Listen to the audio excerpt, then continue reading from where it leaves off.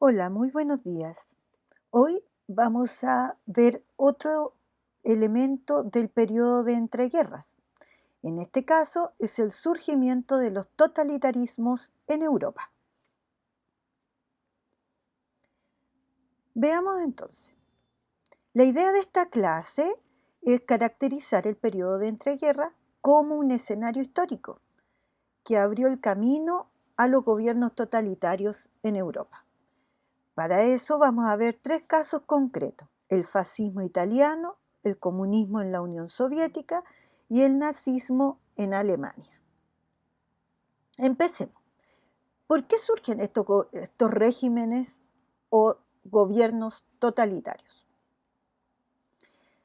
La primera causa o una de las más importantes es la crisis de la democracia liberal. Esta crisis se produce después del Tratado de Versalles en 1919, cuando los países comienzan su reconstrucción del desastre y del horror que les significó tanto a los vencedores como a los vencidos la experiencia de esta Primera Guerra Mundial. ¿Qué ocurre ahí? Muchos países, como el caso alemán, ¿ya?, vieron y experimentaron gobiernos muy débiles, en donde la democracia no logró sacar adelante de la crisis económica, de la decepción, del desempleo, a sus pueblos, en este caso al pueblo alemán. Y esto va a generar entonces mucho descontento, sobre todo en los ex soldados y sus familias, que van a mirar a la democracia ya no como el mejor de los gobiernos, sino que lo van a ver como un gobierno débil, un sistema incapaz de mirar las necesidades de los excombatientes o de los veteranos de guerra, y un sistema político que no era capaz de volver a Alemania a la gloria de antes de la Primera Guerra Mundial. Por lo tanto, ya tenemos un problema, que es un sistema de gobierno como la democracia que no logra dar el ancho al problema que enfrenta.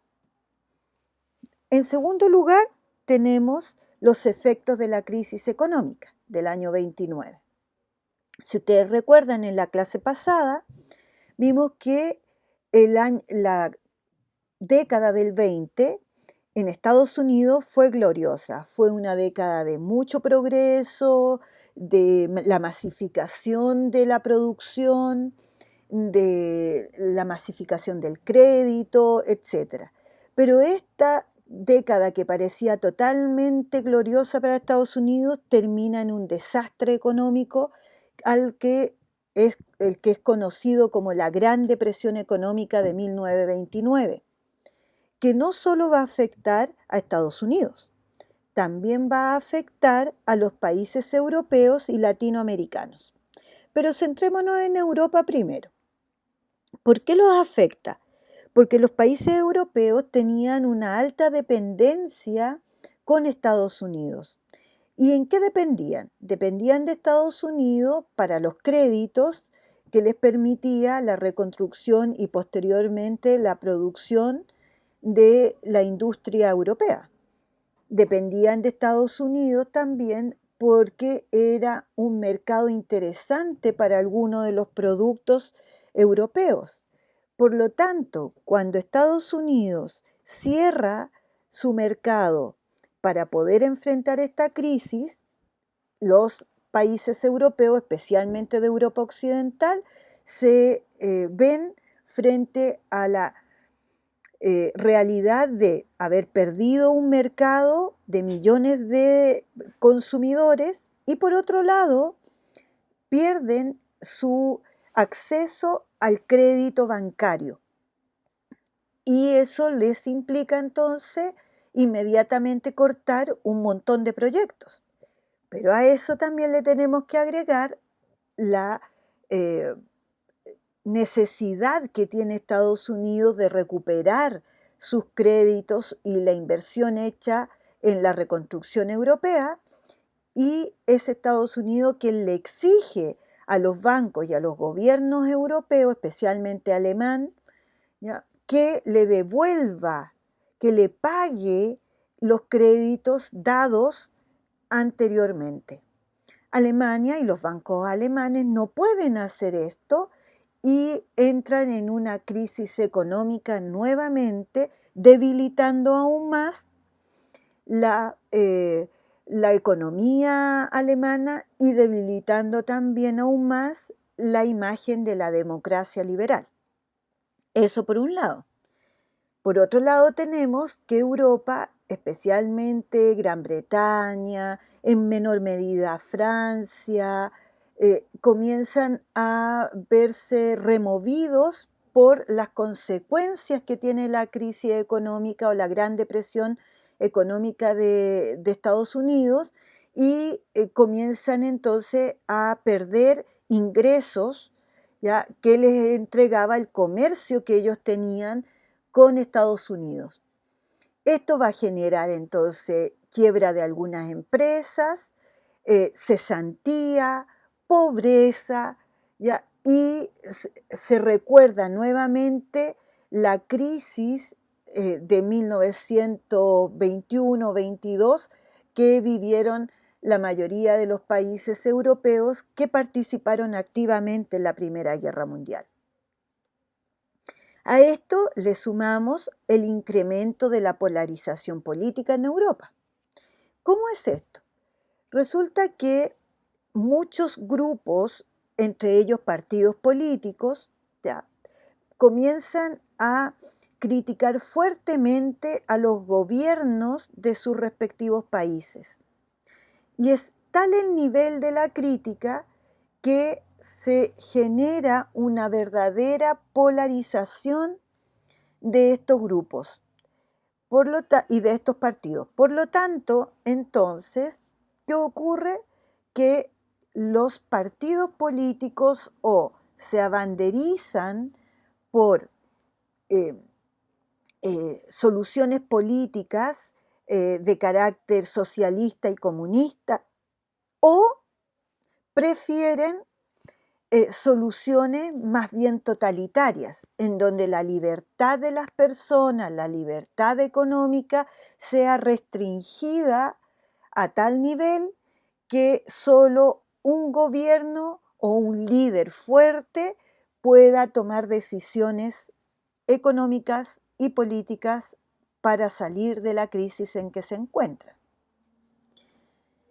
Esto va a generar en algunos países, no en todos, va a generar una seguidilla de revoluciones e insurrecciones, muchas de ellas dirigidas por el Partido Comunista o el Partido Socialista de estos países, los cuales ven en el modelo soviético la real solución a todos las injusticias, los desafíos y los problemas que están enfrentando. Ellos prefieren cambiar radicalmente el sentido del Estado, de un Estado liberal a un Estado comunista de masas. Y finalmente tenemos sentimientos antiliberales y antisocialistas. ¿Esto qué quiere decir? En parte de la población, especialmente parte de la población alemana, parte de la población italiana, tienen verdadero pánico al comunismo y al socialismo. Para ellos es sinónimo de venganza, de pobreza, de pérdida de libertades. Pero por otro lado también miran la democracia liberal y ven que ésta no soluciona los problemas en los que están, que es esta gran depresión económica que los lleva nuevamente a la pobreza.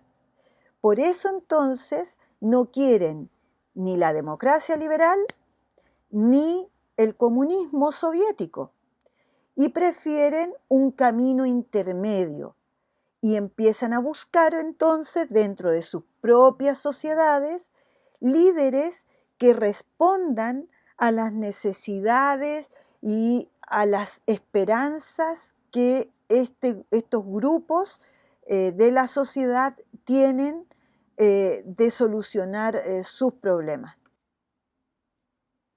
Entendido entonces las razones que nos llevan a nuevas posiciones políticas, veamos entonces cómo se presentan estos gobiernos totalitarios y las dictaduras que nacen en la Europa de entreguerras. Aquí tenemos entonces un mapa.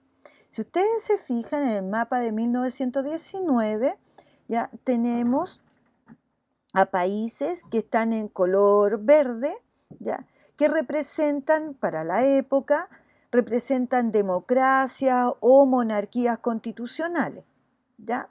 Y tenemos países como los de color lila, como son España, Rumania, Yugoslavia, Bulgaria, Albania, ¿ya? Y Grecia, que ya está al sur, que representan a monarquías que están en serios problemas y que tienen que enfrentar conflictos graves en ese momento. Por otro lado, tenemos el año 1939, previo a la Segunda Guerra Mundial, donde nos vamos a encontrar con un cambio. Si ustedes se dan cuenta, cambian los colores. Los colores verdes han disminuido. Si ustedes se fijan, lo encontramos en el norte de Europa, en Noruega, Suecia y Finlandia. Encontramos al Imperio Británico, Irlanda y el Reino Unido, Dinamarca, los Países Bajos, Bélgica, Luxemburgo, Francia y Suiza, y Checoslovaquia como gobiernos democráticos, ya, que pueden ser o monarquías democráticas o repúblicas democráticas. Pero por otro lado nos encontramos con un color distinto, que es un color rosadito, muy clarito, donde nos muestra entonces ya cambios drásticos, ya, que son países que se encuentran bajo gobiernos de carácter monárquico, pero no democráticos, ya, o gobiernos que son civiles, es decir, que son republicanos, pero que no adhieren a los totalitarismos. Y después tenemos en rojo, aquí tenemos 3 países, Alemania, Austria e Italia, que están en el centro de Europa, y ellos sí entran en la lógica de los gobiernos totalitarios. Y son los que van a tener un gran protagonismo en la década del 30, básicamente, que es la que vamos a mirar.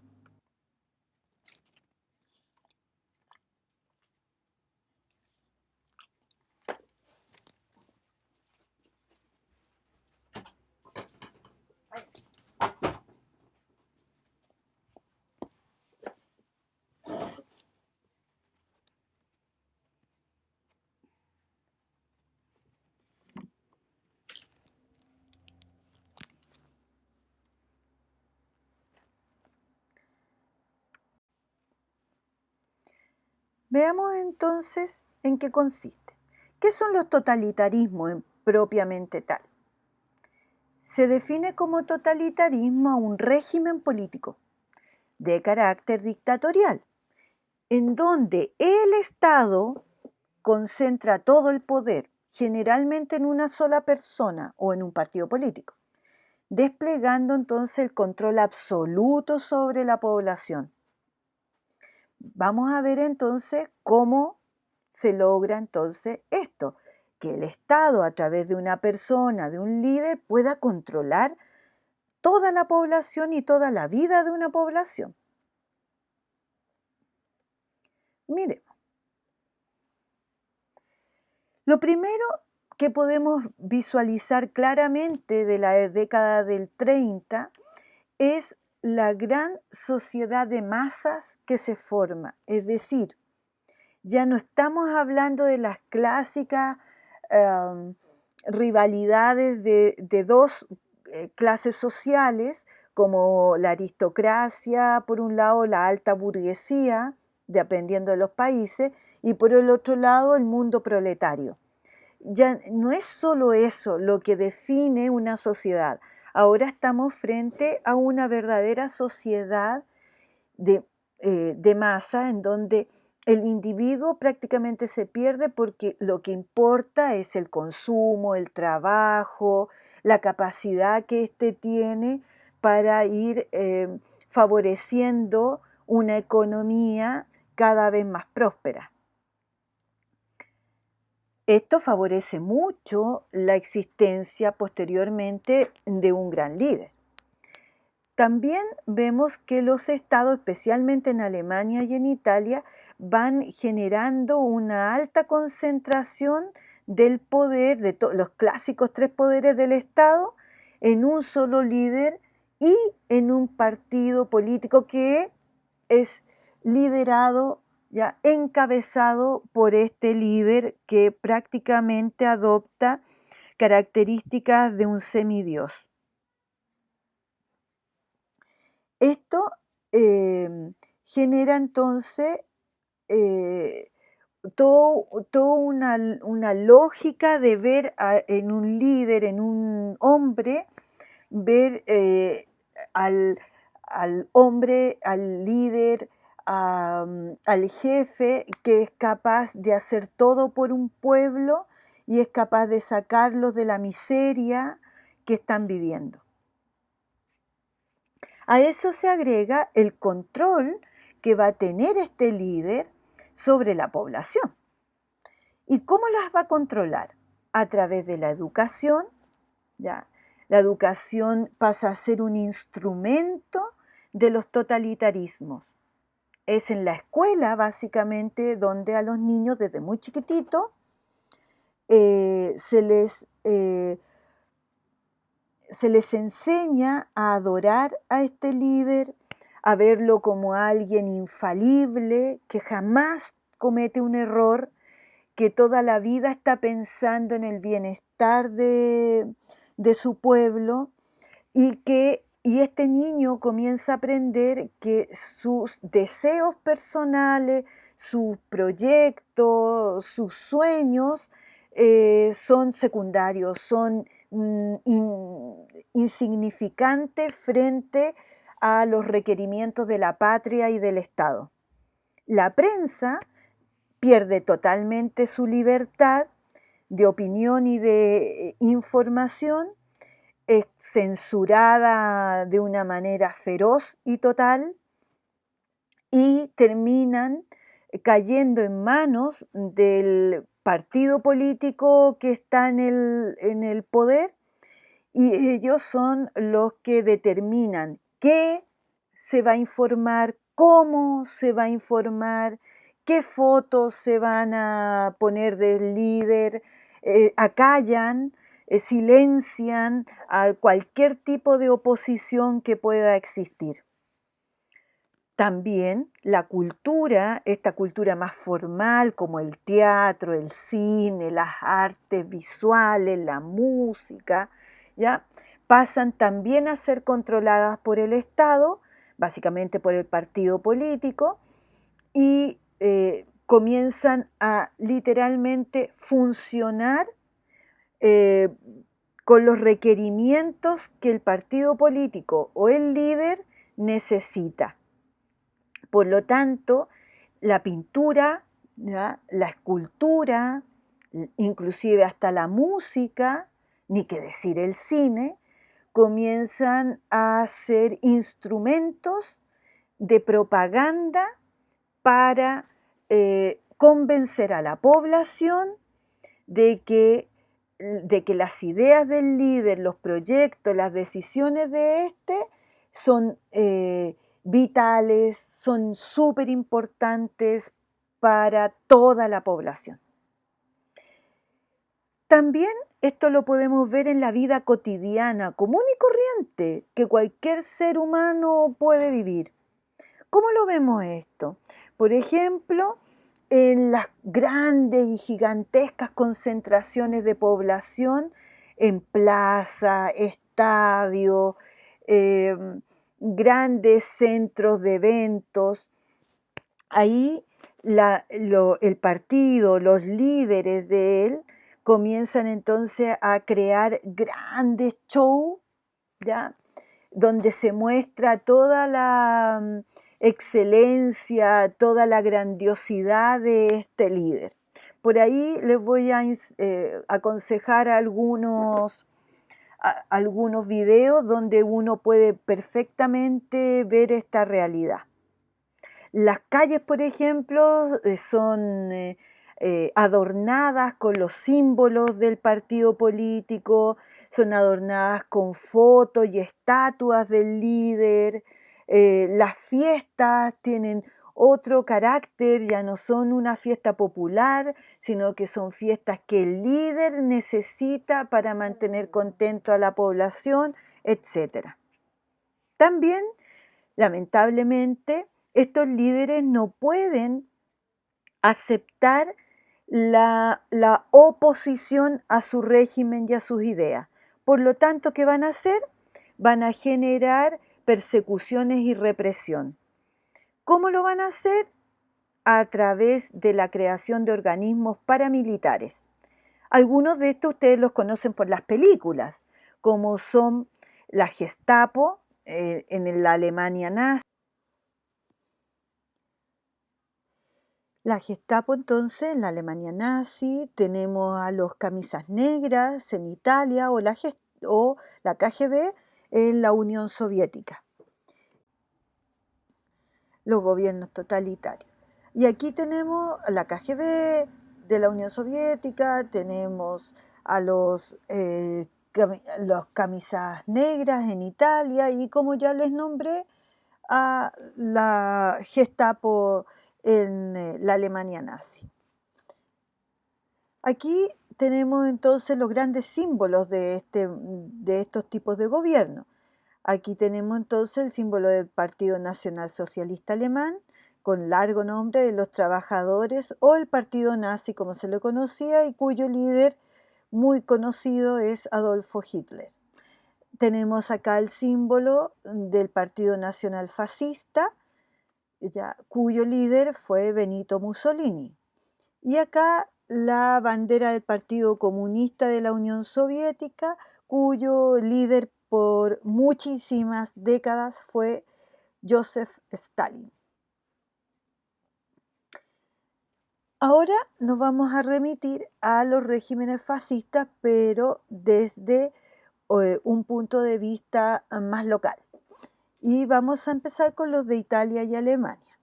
Miremos entonces. ¿Cuáles van a ser las ideas de estos gobiernos fascistas totalitarios? Primero tenemos un movimiento político que ya dijimos se opone al liberalismo y a la democracia y al marxismo porque éstas no responden a sus requerimientos, a su esperanza, a sus ansias y anhelos. Para ellos lo ideal es la mezcla de elementos de todos estos de todos estos sistemas políticos, lo que va a dar finalmente la solución final a todos los problemas que viven en Italia y en Alemania.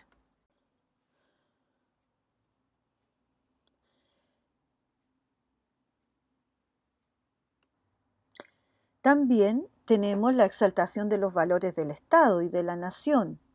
Los valores de una nación perfecta, de la idea de un superhombre, en el caso, por ejemplo, de los alemanes, que que ellos requieren de vengarse de la humillación que les generó el Tratado de Versalles al final de la Primera Guerra Mundial. En el caso italiano están los valores del Imperio Romano, de la grandeza, de la cultura italiana, y por ende entonces de la necesidad de velar por estos valores y rescatar estos valores de la crisis que estaban viviendo. El uso del discurso, por ende, ultranacionalista es muy lógico bajo ese punto de vista. Y es así que podemos encontrar entonces esta lógica en el caso alemán de la raza aria, una raza superpoderosa, superior a muchos pueblos y naciones, a muchas razas distintas, que busca lo que para ellos es una recompensa lógica, que es el espacio que les fue quitado tras la firma del Tratado de Versalles. Lo mismo pasa con Italia. Benito Mussolini añora la grandeza del Imperio Romano, del antiguo y clásico Imperio Romano, y por lo tanto para él es natural poder rescatar aquellos espacios que antes habían sido ocupados por el grandioso pueblo romano. Y de ahí entonces estas ansias de extender las fronteras y extender el dominio hacia otros pueblos. Este líder, para poder convencer de estas ideas, es un líder muy carismático, es decir, un líder muy atractivo, no desde el punto de vista físico, sino desde el punto de vista de la palabra, del uso que da al discurso, a las ideas, al arte, para llegar a convencer a una población, es decir, estamos hablando de millones de habitantes, de que él es la personificación de los intereses de la nación. Es el único que logra entender lo que debe ser el futuro de su pueblo. Por ende, entonces, la exaltación de la violencia es natural. Para ellos la violencia no es un instrumento censurable. Muy por el contrario, es un instrumento totalmente válido, totalmente moral para conseguir lo que quieren y para callar a los que no están de acuerdo con ellos. De ahí entonces que sea muy común en esa época que la población civil se vista con uniformes similares a los militares, aunque no tengan la preparación militar propia de estos profesionales. De ahí que ustedes puedan ver grupos de jóvenes, de niños, inclusive de mujeres, que vestidas orgullosamente con sus uniformes militares, marchan por las distintas calles y avenidas de las principales ciudades del país. Por ende, la juventud es el divino tesoro. La juventud pasa a ser el momento preponderante y vital de un hombre y de una mujer. Y son los jóvenes los que tienen que llevar a este pueblo, obviamente siguiendo a su líder, a la máxima epopeya, a la empresa más grandiosa que es la creación de un imperio. De ahí no se extrañen entonces que el fascismo primero atraiga mucho a los jóvenes, tanto hombres como mujeres, al obrero desempleado que está en una crisis tan enorme, tan grande, tan desesperado, que lo único que busca es a este líder que le asegure un empleo, que le asegure la tranquilidad, la paz que él necesita. Las clases medias y terratenientes lo único que quieren es alguien que proteja los intereses que estos tienen, tanto en el Estado como en las tierras, para poder vivir tranquilos y felices, y por eso aplauden y siguen ciegamente a Benito Mussolini especialmente y a Hitler por otro lado. Son grupos que buscan, que ansían la seguridad.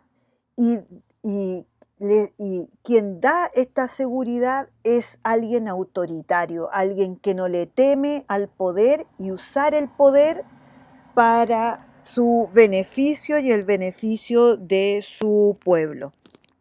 Por eso entonces la movilización de masa es muy común en esta época. Veamos entonces quién es Benito Mussolini a grandes rasgos nomás. Ahí tiene una de las tantas fotos que hay de su gobierno y de su personaje. Bueno, Benito Mussolini brevemente nace en una zona de Italia que es Predapio, ya a finales ya del siglo XIX, fue político, militar, dictador y periodista italiano. Se le conoce por ser el líder e impulsor del fascismo, uno de los fundadores del Partido Nacional Fascista. Y su objetivo era construir la Gran Italia, esta, esta idea moderna del imperio romano. El duce, como le gustaba que le dijeran, ¿ya? Benito Mussolini, va a llegar al poder a través de las siguientes vías. Primero va a crear en el año 19, si ustedes se dan cuenta, finales de la Primera Guerra Mundial, los fachos italianos de combate. Básicamente grupos pequeños, ¿ya? Llamados por ellos mismos camisas negras, por el tipo de uniforme que usaban, ¿ya? Y que rápidamente van a formar un partido político, que va a ser el Partido Nacional Fascista. En 1922, Mussolini va a organizar la marcha sobre Roma, es decir, va a organizar a todos sus seguidores, ¿ya? Y estos van a caminar ya hacia Roma como una forma de presionar al rey de esa época. Acuérdense que Italia era una monarquía de carácter constitucional, ya va a presionar entonces al rey, a Víctor Manuel, para que le entregue el poder de gobernar a Benito Mussolini. Ya en el poder, Benito Mussolini instaura una dictadura, se demora 3 años aproximadamente en instaurar una dictadura de corte fascista. Por lo tanto, ¿cómo lo va a hacer? Primero va a suprimir el Parlamento, es decir, va a cerrar el Congreso Nacional italiano. Ya va a suprimir a todos los partidos políticos, desde el Partido Comunista, que era muy poderoso en esa época en Italia, ¿ya? Los va a perseguir, los va a encarcelar, va a matar a muchos de los grandes líderes de los partidos que eran opositores al fascismo, y va a restringir gravemente las libertades individuales de las personas. Por ejemplo, les va a prohibir formar sindicatos a los obreros y a los trabajadores en general. Se van a prohibir, por ende, las huelgas, las manifestaciones, la libertad de opinión, la libertad de reunión, lo que va a generar entonces una verdadera dictadura. Y el gran lema que representa básicamente esta idea de Benito Mussolini es todo en el Estado, nada fuera del Estado, nada contra el Estado. Por lo tanto, hombres y mujeres no eran nada más que pequeñas piezas de este engranaje que era el Estado. El Estado es el que dirige la economía, programa la educación de los niños y de las niñas, donde se van a formar las grandes ideas fascistas, va a dominar, como yo ya les explicaba anteriormente, todos los medios de comunicación de la época.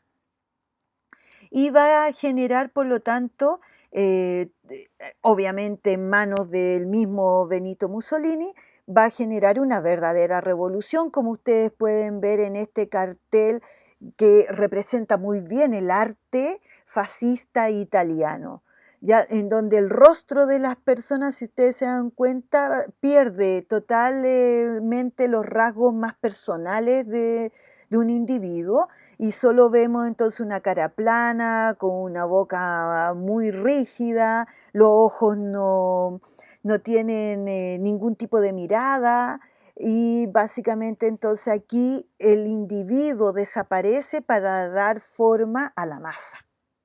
Y aquí tenemos entonces la muestra de la revolución fascista que en esa época se va a generar en Roma entre el 28 de octubre y el 21 de abril. Como ustedes pueden ver entonces, es muy profunda la, la introducción del fascismo en la sociedad italiana. ¿Cómo le va a ir entonces a este gobierno fascista de Mussolini? En general, económicamente le va a ir bastante bien. Mussolini estaba muy preocupado de la economía. Él gobierna justo antes de la Gran Depresión del año 29, por lo tanto, entonces logra sacar a Italia de la gran crisis que se había generado producto de la Primera Guerra Mundial. Si ustedes pueden ver en las primeras 4 columnas, podemos ver una economía que solo va bajando y en el fondo tiene obras públicas mínimas, ¿ya? Porque no hay plata, no hay dinero. Pero a partir del año 25, que es donde se instaura la dictadura fascista de Mussolini, comenzamos a ver un aumento de las obras públicas en relación al Producto Interno Bruto, es decir, a la producción total que tenía Italia en esa época. Y vemos que la producción, que es la línea recta, siempre va en ascenso y las obras públicas van en la misma relación de ascenso que el PIB o el Producto Interno Bruto. Por lo tanto, ¿qué significa esto? Significa que los italianos, en su gran mayoría, no todos, pero en su gran mayoría, comienzan a vivir mejor, comienzan a tener empleo, comienzan a tener acceso a muchos beneficios como las vacaciones, la casa propia, el automóvil, etc. Benito Mussolini hizo muchas obras públicas en esa época porque gobernó muchos años, como ustedes pueden ver en este gráfico, ¿ya? Y, por ejemplo, va a modernizar las autopistas, las carreteras, como se llamaban en esa época, las moderniza. Moderniza el ferrocarril, que era muy malo en Italia. Va a crear una aviación comercial y militar bastante fuerte. Va a generar toda una campaña para aumentar la producción agrícola, que era muy importante en la Italia de esa época. Por lo tanto, se puede ver el progreso, ese progreso que tanto deseaba la gente, ese acceso al bienestar público y privado. Esto entonces genera toda esta idea de una Italia victoriosa, de una Italia que logra romper con la pobreza y que logra sortear muy bien la grave crisis económica que otros países tenían y sufrían enormemente. Acá en este cartel de la época ya podemos ver entonces la campaña que inicia Benito Mussolini. Si ustedes lo ven, Benito Mussolini es el personaje que está a su izquierda, que está en este globo de fondo rojo. Él representa entonces al ejército, está ahí con su casco ya propio del ejército italiano, y al otro lado, en el círculo verde, hay un hombre muy joven al que Benito Mussolini llama para que se enrole y vaya a la conquista de Addis Abeba. ¿Qué es Addis Abeba? Era un territorio en África que era uno de los pocos que no estaba bajo el imperio inglés o el imperio francés, y Benito Mussolini entonces quiere conquistarlo. e inicia una guerra en contra de Etiopía, que es el lugar donde está Addis Abeba. Después vemos una foto en donde se representa claramente esta idea de la masa, en donde el hombre, el individuo, pierde totalmente eh, su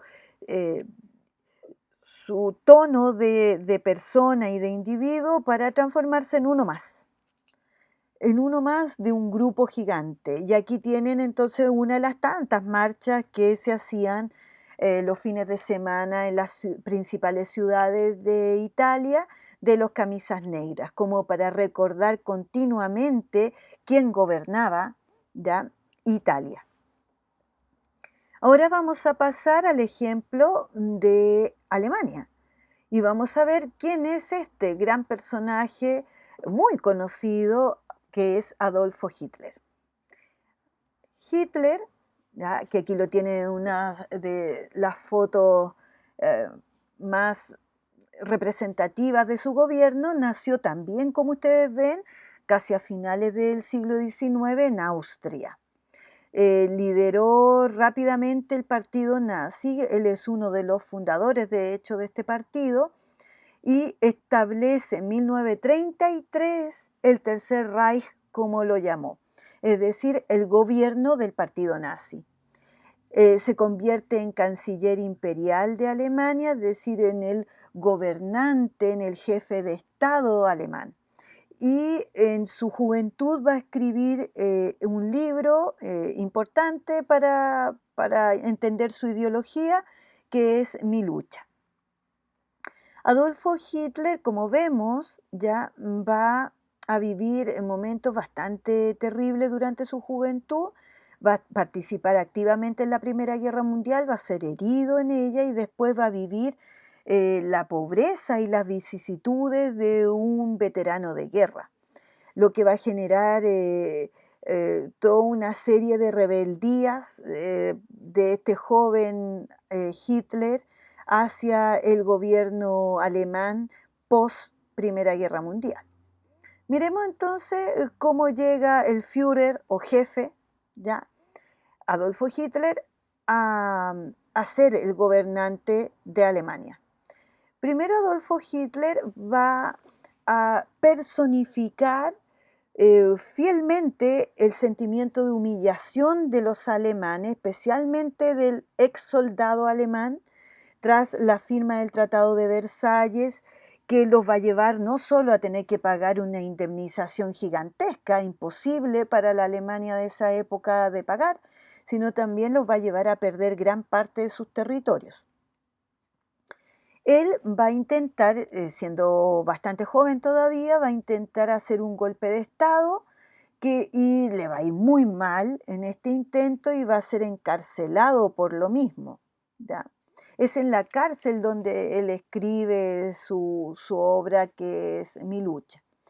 Él va a experimentar, al igual que los millones de alemanes, va a experimentar la grave crisis económica de 1929 que exporta a Estados Unidos a Europa, y uno de los países más golpeados por esta crisis económica va a ser Alemania. Va a ser igual que muchos hombres y mujeres, va a vivir el desempleo, la extrema pobreza, la falta de ayuda por parte del Estado alemán.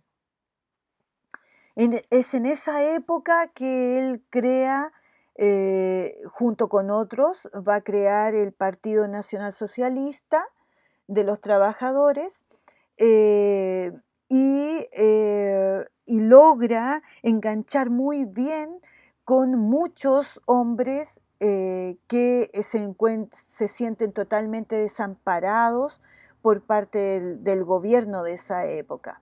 Por eso es que los nazis aprovechan el contexto de la crisis, de la pobreza, de todo lo que genera la Gran Depresión Económica del 29, y consiguen a través de la votación popular algunos puestos en el Parlamento alemán, ya se convierten en diputados básicamente del Parlamento alemán. Y esto le va a permitir a Hitler entonces llegar al gobierno en 1933, cuando están en plena, viviendo toda la gran depresión económica, toda la gran crisis económica. Y llega con un discurso muy prometedor, que es volver levantar a Alemania y volver a hacer que los alemanes se sientan orgullosos de lo que son. Y promete terminar con todos los problemas económicos que golpeaban a Alemania en esa época. Por lo tanto, entonces, Hitler va a gobernar propiamente tal desde 1933 hasta 1945, cuando muere. ¿Qué características entonces va a tener su gobierno? Primero, Hitler va a ser un maestro en el uso del adoctrinamiento y el control ideológico. ¿Ya? Va a enseñar a los niños desde muy pequeños el racismo, la idea de la raza superior, de la idea de la venganza hacia los franceses y hacia todos los pueblos que obligaron a Alemania a firmar este humillante Tratado de Versalles, etc. Hay un profundo adoctrinamiento de parte de Hitler y del partido nazi hacia los niños y los jóvenes, que va a generar un resultado desde el punto de vista de ellos excelente. ¿Cómo lo va a hacer? Como también lo hizo Mussolini en Italia, a través de la educación, a través de la escuela, a través de la propaganda que se hace en el cine, en la radio, en las calles, en los periódicos, persiguiendo a cuanto grupo opositor exista, desde grupos de arte que luchaban por la libertad creativa hasta grupos políticos. Y va a terminar dejando al partido nazi como el único partido legal en Alemania. Eso va a facilitar enormemente el tercer punto de este diagrama, que es la creación de la policía secreta. El Gestapo es simplemente un apéndice del partido nazi. Son los más radicales, los que creen que no puede darse el lujo Alemania de tener oposición. Por lo tanto, son los que van a perseguir no solo a los partidos comunistas, socialistas, liberales, sino también van a perseguir en esta lógica racista que tiene Hitler y el mismo partido nazi. Van a perseguir a los judíos, que es lo que generalmente más vemos en las películas, pero también junto a los judíos van a ser perseguidos los gitanos, los negros, los homosexuales, las personas con algún tipo de enfermedad psiquiátrica, etc. Cualquier grupo, inclusive hasta los católicos, van a ser perseguidos en esta época por la Gestapo, que es implacable ante el castigo de los opositores. Esto también genera la idea del espacio vital. Alemania y la mayor parte de la población alemana considera que es lógico y es absolutamente natural que los alemanes recuperen todo aquello que se les arrebató en el Tratado de Versalles. Por eso, entonces, buscan a través de distintos medios, después lo vamos a ver cuando miremos la Segunda Guerra Mundial, a través de tanto medios legales como no legales, van a buscar entonces recuperar, por ejemplo, Prusia Oriental, los Sudetes, el Valle del Ruhr, etcétera. Cualquiera de las regiones que fueron dadas a otros países y a otros pueblos. Lo mismo pasa, como ya les repetí, la Gestapo sabemos que va a perseguir cualquier tipo de grupo que se les oponga, y dentro de esa lógica están los judíos, porque para Hitler los judíos representan el poder detrás del trono, el poder detrás de los gobiernos demócratas. Y son para Hitler como para los nazis, son el verdadero causante de la gran derrota alemana en la Primera Guerra Mundial. Aquí podemos ver entonces algunas fotos muy importantes. Aquí ustedes pueden ver un grupo de pequeños, de niños, ya vestidos a la usanza de la época, es decir, con pantalones cortos, muy propio de los niños, pero si ustedes ven, están uniformados. Llevan camisa, llevan un corbatín, ya de alguna manera queriendo emular o representar las ansias de ser parte del ejército del Führer, del ejército de Adolfo Hitler. Y por eso saludan efusivamente y con una gran alegría a su gran líder, al padre de la Alemania nazi. Después tenemos a las mujeres tanto en Alemania como en Italia son parte de la población que hay que adoctrinar, que hay que convencer, que hay que controlar, y por lo tanto no es extraño en esta época que las mujeres sirvan al Estado. ¿Y cómo las sirven? A través de dos maneras. Por un lado, a través de un trabajo muy menor, básicamente como secretaria o como dependienta del comercio, y con otro trabajo más que era lo que exaltaba a Adolfo Hitler y Benito Mussolini, que era ser las madres de los futuros italianos y alemanes. A las mujeres en esa época lo único que se les pedía es que cocinaran, criaran a sus hijos y se hicieran cargo del hogar. Una idea súper machista en esa época, pero que las mujeres rápidamente adhirieron porque eso les significaba un sentimiento de seguridad frente a la terrible pobreza y miseria que habían pasado tanto en la guerra, en la Primera Guerra Mundial, como posterior a ella.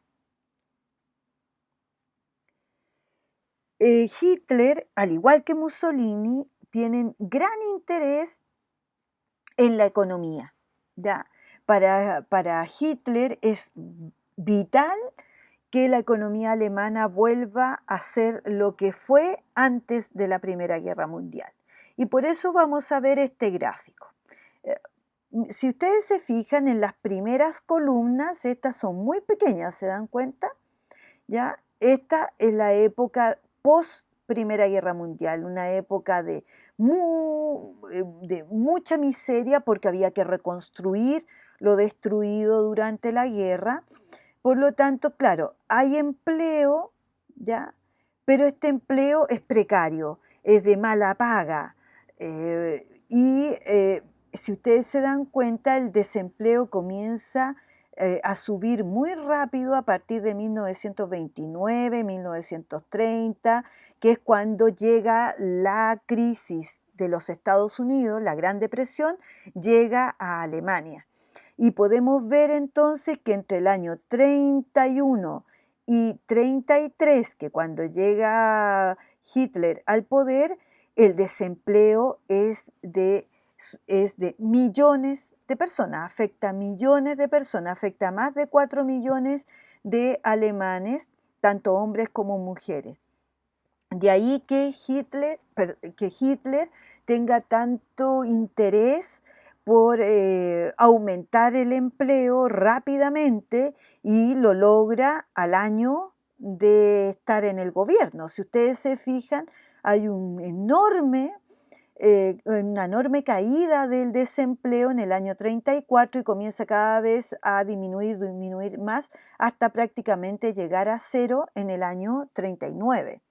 ¿Cómo lo hace? ¿Cómo logra Hitler este gran éxito económico? Lo logra a través de un plan muy bien ideado por parte de él y de sus asesores.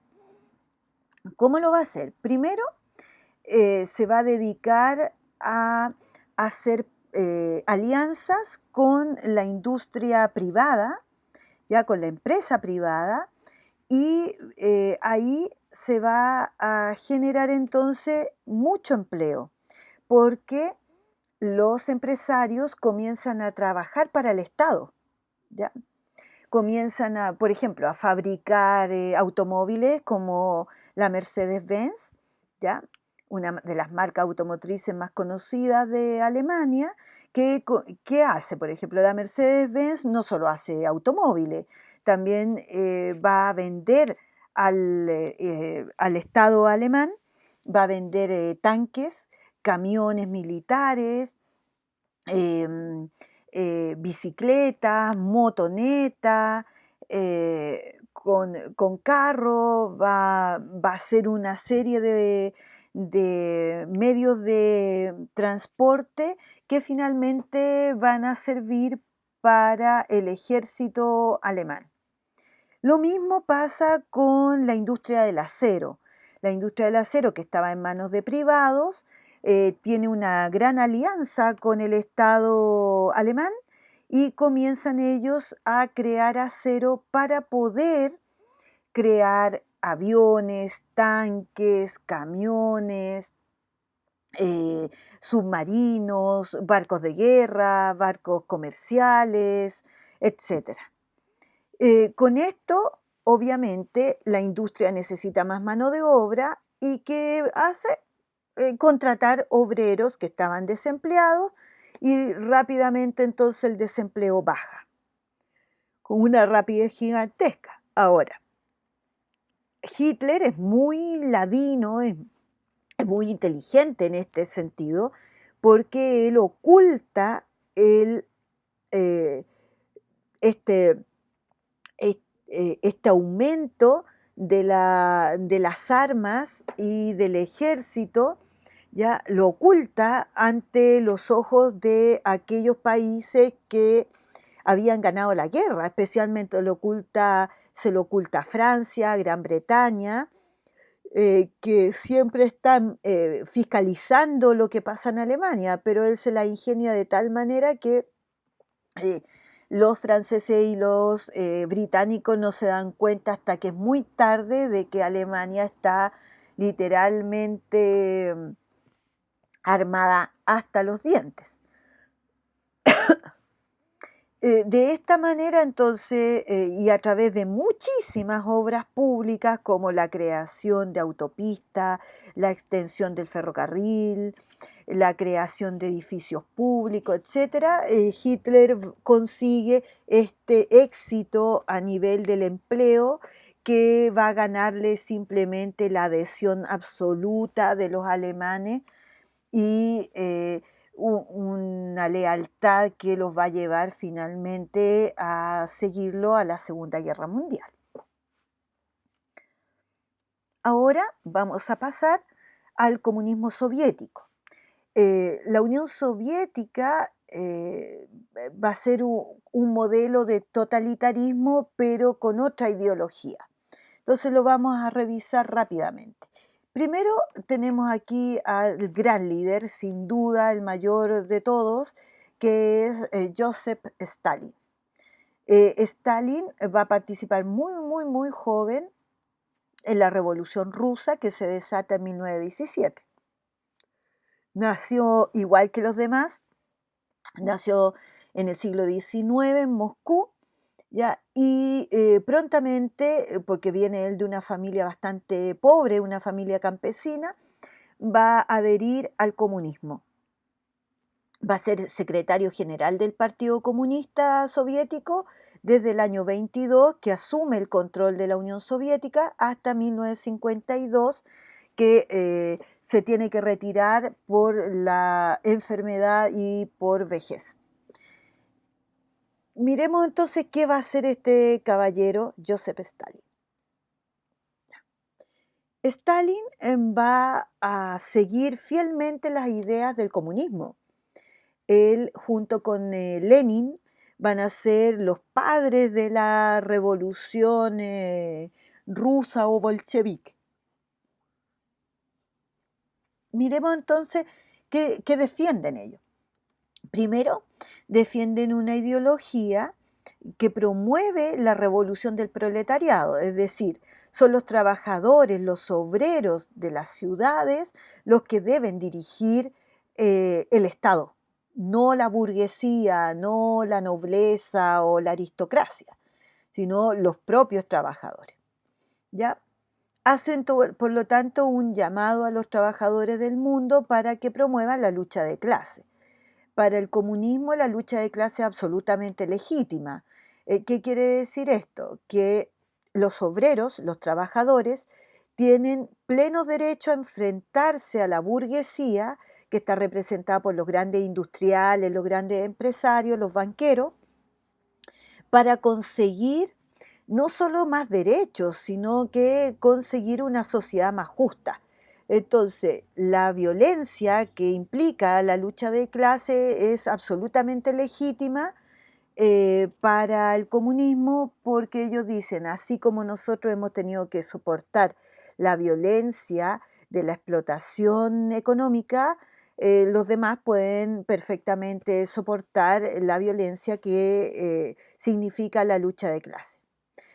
Esta lucha de clase finalmente debe conseguir la liberación de los trabajadores explotados, lo que entonces debería generar ya una sociedad igualitaria, una sociedad en donde no existen los ricos y los pobres, sino que existe una sola gran clase social, ya que tiene plena conciencia de su valía tanto en la economía como en el progreso de la nación. Y por lo tanto, el comunismo se plantea como una alternativa al sistema capitalista liberal que hay en otros países. Entonces, Stalin, ¿qué va a hacer? Y Stalin, ya, junto con Lenin, van a instaurar el régimen comunista tras la caída del rey o zar de Rusia, como se le llamaba a los reyes en esa época en Rusia, el zar. ¿Ya? Termina la monarquía en Rusia desaparece absolutamente, ¿ya? Y se instala entonces un gobierno revolucionario, que en un principio va a ser dirigido por Lenin, hasta que Lenin, muy enfermo, tiene que ya dejar el poder y es traspasado de una manera no muy clara a Stalin. En 1922, cuando todavía están los últimos momentos de Lenin, se crea la Unión Soviética, en su nombre corto se le conoce como Unión Soviética, pero su nombre verdadero es la Unión de Repúblicas Socialistas Soviéticas, que tiene 15 miembros que están dirigidos por un solo partido político, que es el Partido Comunista. Y el Partido Comunista es controlado en un principio por Lenin y después, cuando muere Lenin, es controlado por Stalin por muchas décadas.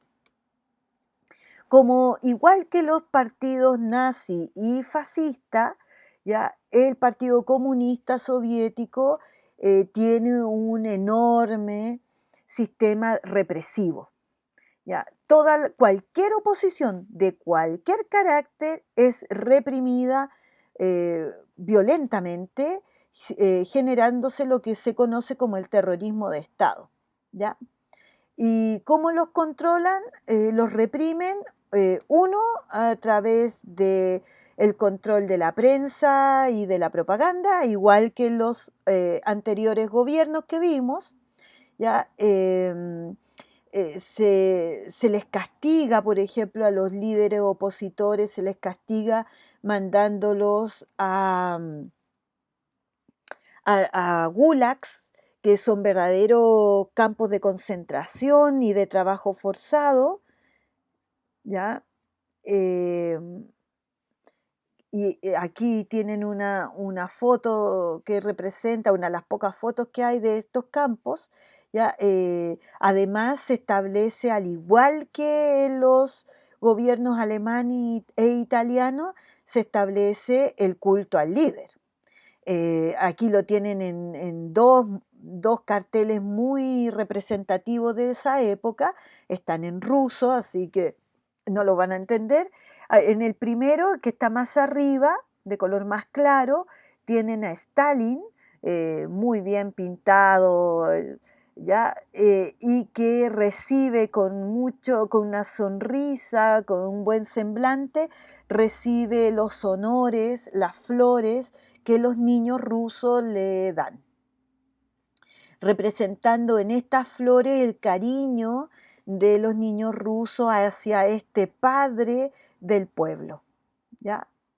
El Estado maneja la información y los medios de comunicación y las artes son manejados por ellos.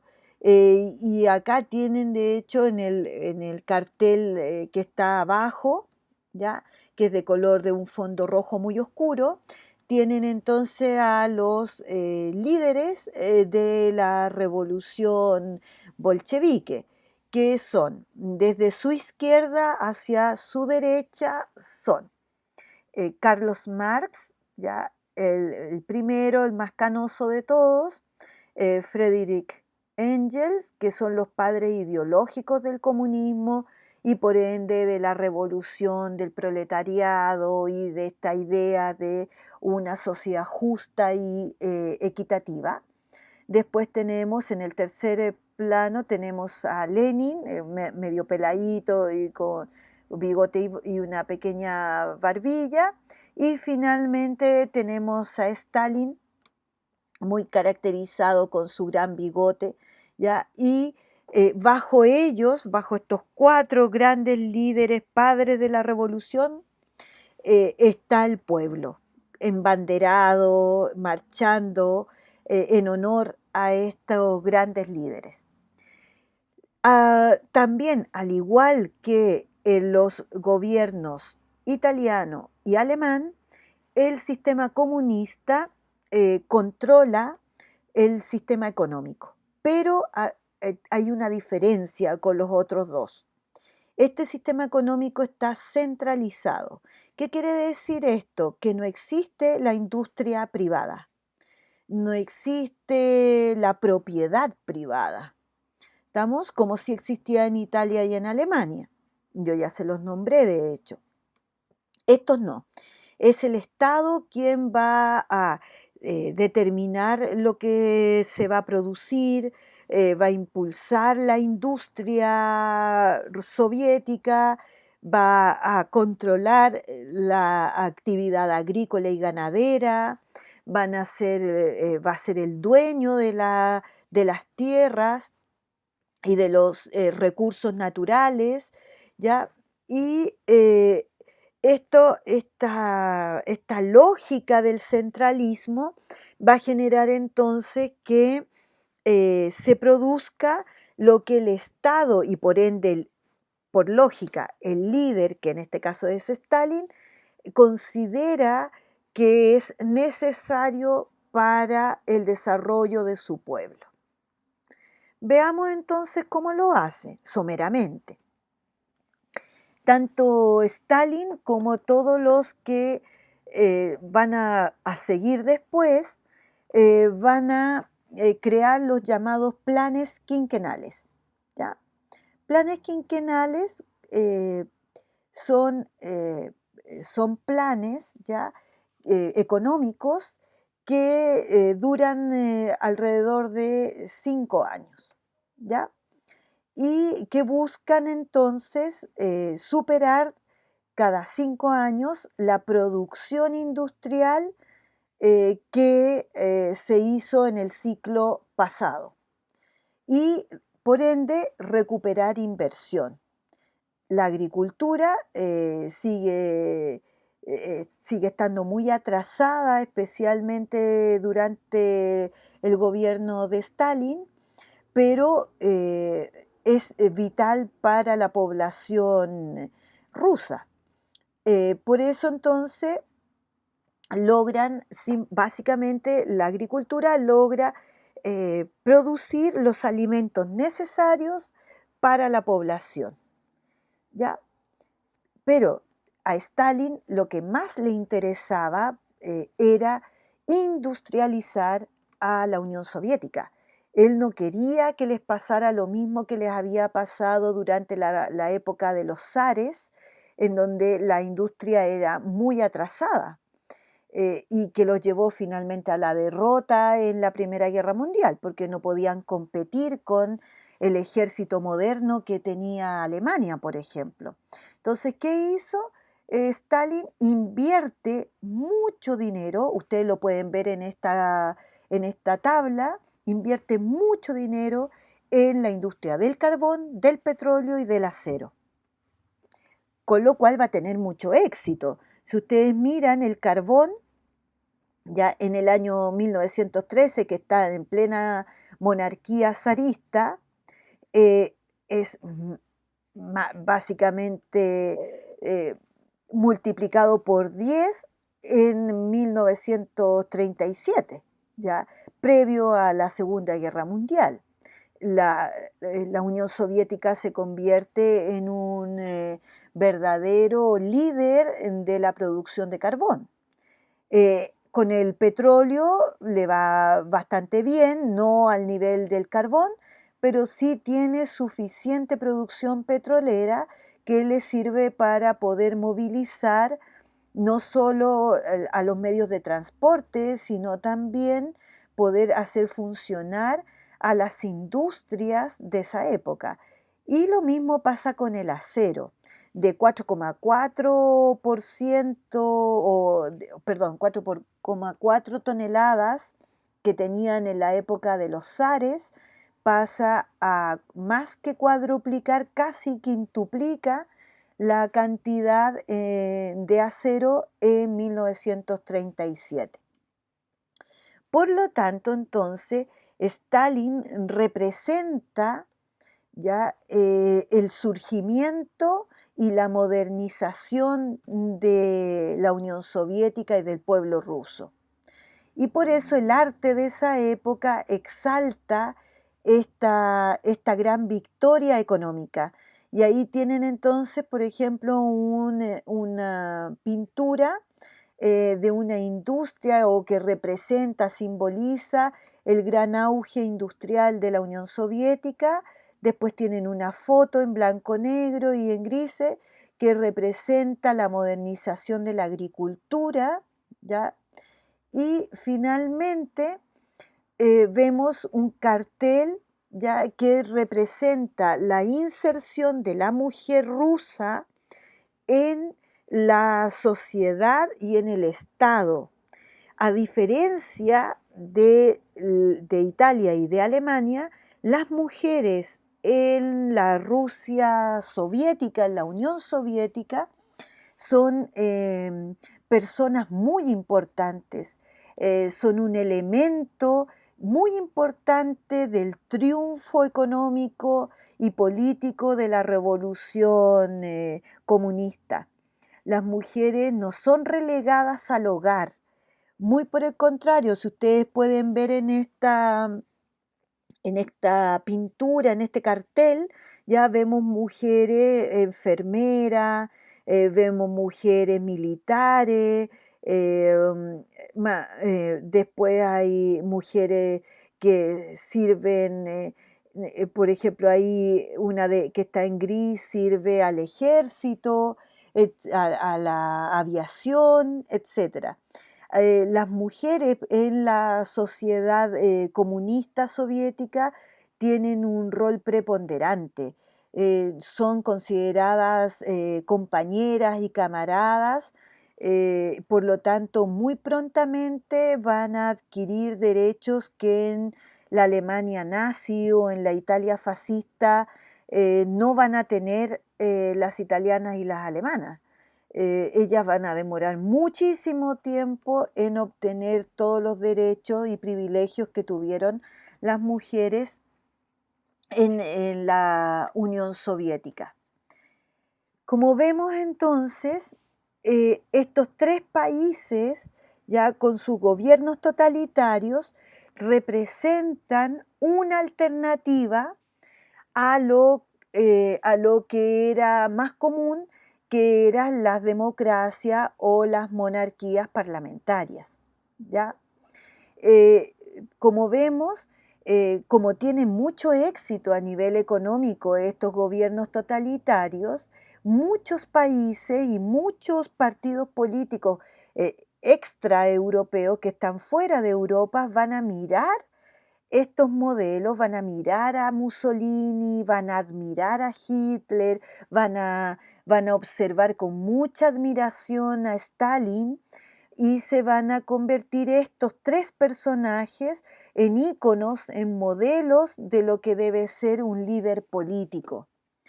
Estos modelos se van a copiar en América Latina y van a llegar a Chile. Y la juventud chilena de la década del 30 va a ser muy similar a la juventud italiana fascista o a la juventud nazista. ¿Ya? Van a uniformarse, van a hacer marcha, van a creer con mucha lealtad en el éxito que tienen estos gobiernos totalitarios hasta que la Segunda Guerra Mundial nos va a mostrar el lado oculto y el lado más salvaje de estos gobiernos totalitarios. Entonces, esta próxima clase vamos a adentrarnos en la Segunda Guerra Mundial. Hasta luego, chicos.